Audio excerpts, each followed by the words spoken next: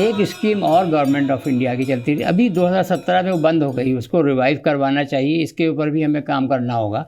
वो ये है कि जो रीजनल लैंग्वेजेस के जो टीचर्स हैं जी, अपर प्राइमरी स्कूल लेवल के जो रीजनल लेवल के टीचर्स हैं वो कहीं भी पढ़ा रहे हों उनकी सैलरी गवर्नमेंट ऑफ इंडिया देगी। ये बड़ी उम्दा स्कीम, और ये चली कोई 20-25 साल। अभी 2017 में क्यों बंद हो गई उसको मालूमात करके उसको रिवाइव करना होगा। मैं आपको अर्ज कर रहा हूँ ये कोई 7-8 साल पहले की बात।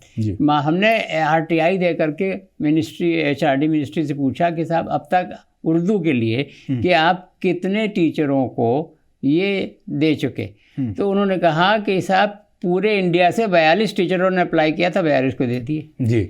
तो क्या हुआ कि साहब वो मालूम ही नहीं था किसी को, तो उसको पूरा हमने स्टडी किया अपने यहाँ, और उसके बाद फिर उसमें अप्लाई करने का फॉर्म नहीं था जी, और वो बिल्कुल डिस्क्रिप्शन था जैसे चाहे अप्लाई करो। वो फॉर्म हमने बना दिया जी, और बना करके उसको वेबसाइट पर डाल दिया और बड़े बड़े इश्तिहार उर्दू के अखबारों में दे दिए।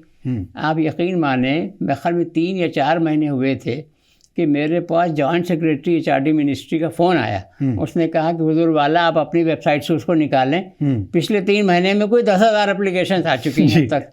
Very good. तो ये मैं आपको मिसाल इस वजह से दे रहा हूँ कि ये काम हमें आपको मिल करके करना पड़ेगा, और इसमें कोई मुस्तस्ना नहीं है। देखिए जब मैं मर जाऊँगा तो मेरी जो अकाउंटेबिलिटी है वो इंडिविजुअल होनी है जी। मैं ये नहीं कह पाऊँगा कि हफीज़ुर रहमान साहब ने ये नहीं किया इस वजह से मैं नहीं कर पाया जी।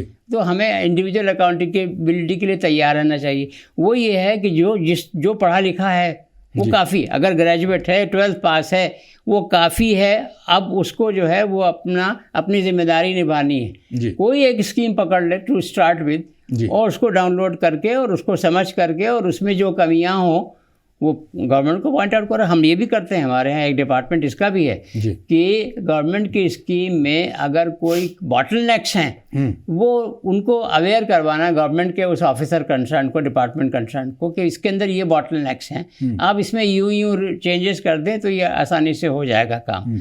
तो फिर कभी मान भी लेते हैं, काफ़ी हद तक जो है ये एक प्रोएक्टिविटी के तौर के ऊपर हमें आगे बढ़ करके ये काम करना पड़ेगा। एक्चुअली ये एक तरह से हिस्सेदारी है, PPP जिसे कहते हैं, प्राइवेट पब्लिक पार्टनरशिप।